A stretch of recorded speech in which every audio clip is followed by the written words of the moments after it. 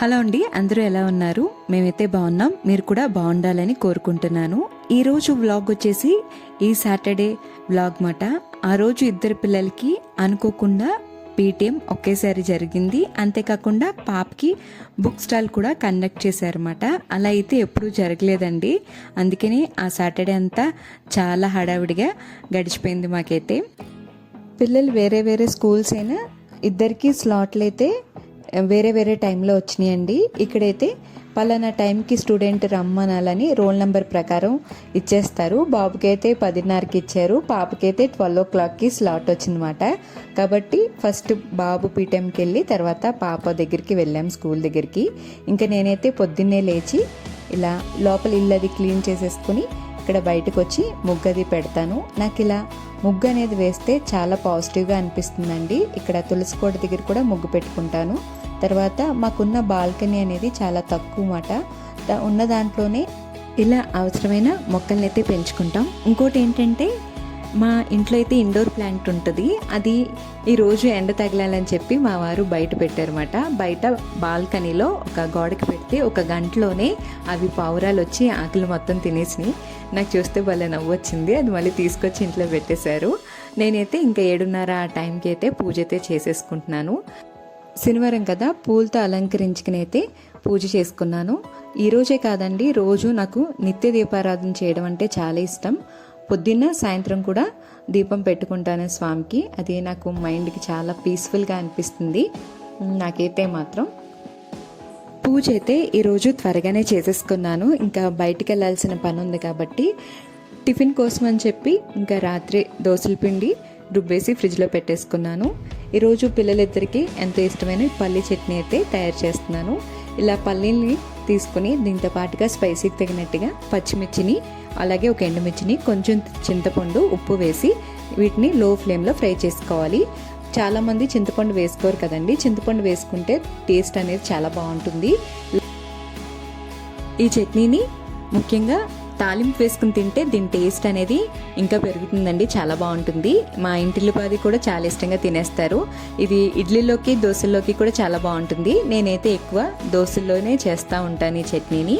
ఇంకా పిండి అయితే నేను ఎక్కువసేపు అయితే గ్రైండ్ చేసిన వెంటనే ఎక్కువసేపు బయట పెట్టకుండా ఒక అరగంటే పులియబెడతానండి. తర్వాత వెంటనే ఫ్రిడ్జ్లో పెట్టేస్తాను. ఇంకా ఎక్కువ కనుక పిండి కనుక పులిస్తే అది మనకి గ్యాస్ కింద ఫామ్ అయిపోతుంది, పులుపు ఎక్కువైపోయి.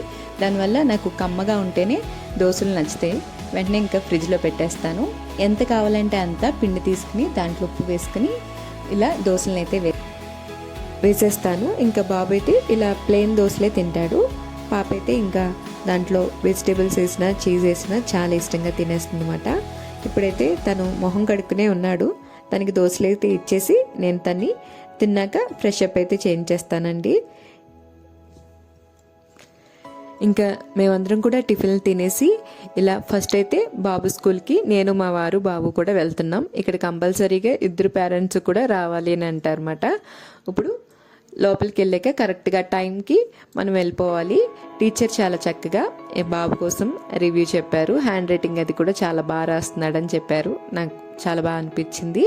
తర్వాత ఇంటికి వచ్చేసాక మళ్ళీ ఒక అరగంట రెస్ట్ తీసుకున్నాను అంతే. మళ్ళీ పాప స్కూల్కి ఇంకా పీటీఎంకి వెళ్ళి తర్వాత ఇక్కడ బుక్ స్టాల్స్ అయితే ఇలా కండక్ట్ చేశారండి. చక్కగా ఏ ఆథర్ ఏమేమి రాశారో దానికి తగినట్టు బుక్స్, ఫెరీటైల్ బుక్స్, ఇలా ఇన్ని బుక్స్ ఉంటాయని కూడా నాకు తెలీదు. నాకైతే చాలా బాగా అనిపించింది. పిల్లలందరూ కూడా చాలా ఇష్టంగా కూడా అన్నీ చూసుకుని కొనుక్కుంటున్నారు. చాలా నాలెడ్జ్ఫుల్గా ఉన్నాయి బుక్స్ కూడా. అంతేకాకుండా ఇవి క్లాస్ వైజ్ కూడా అరేంజ్ చేశారండి. ఏ క్లాస్ పిల్లలు ఆ క్లాస్కి వచ్చి చక్కగా అవి చూసుకుని కొనుక్కుంటున్నారు. పేరెంట్స్ కూడా అంత బాగా అయితే ఎంకరేజ్ చేస్తున్నారు ఇక్కడ. అది కూడా నాకు ఇంట్రెస్టింగ్గా అనిపించింది. ఏంటంటే హై స్కూల్ రేంజ్ పిల్లలకి అయితే ఇక్కడ రిఫరెన్సెస్ బుక్స్ అనేవి పెట్టారండి. అవి హయ్యర్ క్లాసెస్లో అది చాలా ఉపయోగపడుతుంది. కాన్సెప్ట్స్ అన్ని కూడా చాలా ఈజీగా ఉన్నాయి. మేము కూడా అయితే ఒక బుక్ తీసుకుని ఇంటికైతే వచ్చేసి తర్వాత నేను వంట అయితే స్టార్ట్ చేశాను. ఇంటికి వచ్చేటప్పటికి ఇంచుమించుగా 1:30 అయింది. పిల్లలకి అయితే నేను ఫస్ట్ భోజనం పెట్టేశాను. ఈరోజు ఏం చేశానంటే బీరకాయ పచ్చడిని, అలాగే వంకాయ బంగాళదుంప కర్రీని చేశాను.